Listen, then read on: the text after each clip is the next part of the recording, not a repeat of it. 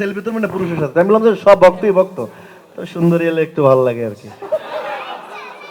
আমি তো সুন্দরের পূজারি, সবাই জানে। নারী ভক্তদের, নারীরা বলেছে দেখে তাদের রিকোয়েস্টটা শুনেছি, তোমরা বললে 10 লাখ দিতে হতো। আচ্ছা, দুটা প্রশ্ন আমার কাছে আসছে জাহিদ ভাই। হুম। একটা হচ্ছে বিয়ে হলো বাসর হলো, চিত্রনায়িকা পপির সাথে একটা সিনেমা করেছেন কিন্তু রিলিজ হলো না, তো এটা কি, এটা তারপরে প্রশ্নটা বলো। আর পরের প্রশ্নটা হচ্ছে আপনার সিনেমা জমজমাট হাউসফুল যাচ্ছে, ব্লকবাস্টার, তো আপনার সহকর্মী চিত্রনায়িকা নিপুণকে আপনি আমন্ত্রণ জানাবেন কিনা এই সিনেমা দেখার জন্য? তোমরা আসছো এখানে, তোমরা এখানে আসছো বাফেট লাউঞ্জে নিয়ে, তোমরা এখানে শিল্পী সমিতি নিয়ে আসছো। Very bad, very bad. আচ্ছা, আমার প্রথম প্রশ্নের উত্তর হচ্ছে, পপির সাথে যে ছবিটা আমি করেছি সেটা শেষ পর্যায়ে, এটা রিলিজ কবে করবে এটা only knows the producer and director, I was the only the artist. শিল্পীদের এটা জানার কথা না, এটা শিল্পীর প্রডিউসার জানবে এবং ডিরেক্টর বলতে পারবে, যারা আছেন তারা। গেল এক।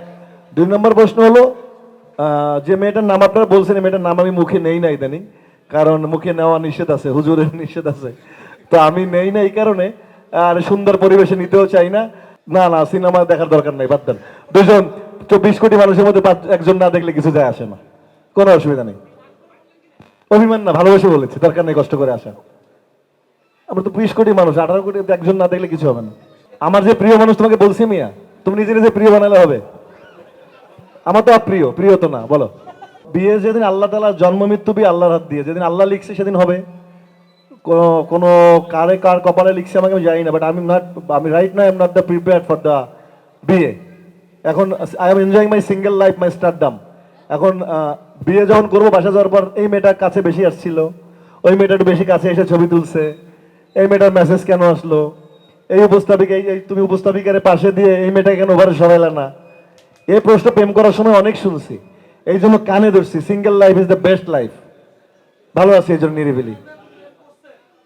এটা বলার অপেক্ষা রাখে কোনো? কালাম্মার সামনে তুমি কি বলতেছো এগুলো? এগুলো আলাদা ব্যক্তিগত প্রশ্ন, পরে এখন খাওয়ার নিয়ে প্রশ্ন করো।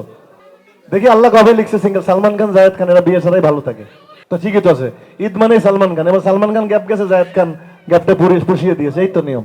সালমান খান রিলিজ হয়নি এই জন্য ঈদ মানে তো সালমান খান, আর দিওয়ালি মানে তো শাহরুখ খান। তো সালমান খান যেহেতু আসেনি, আমি এসে ঈদটা পুরা পুষাই দিলাম তোমাদের। ঈদে যেন কোনো ছবি দেখতে পারো, এই জন্য সোনার চর আসছে। সবাই যখন জোয়ারে গা ভাসায়, কেউ কেউ ঘুরে দাঁড়ায়। সময় হারতে শেখালেও কেউ কেউ চ্যালেঞ্জ ছুড়ে দেয়। পক্ষপাতের ভিড়ে আজ থেকে কোনো পক্ষ নয়, খবর হবে নিরপেক্ষ। বানোয়ার তথ্যবাদ, খবর হবে নিখাদ।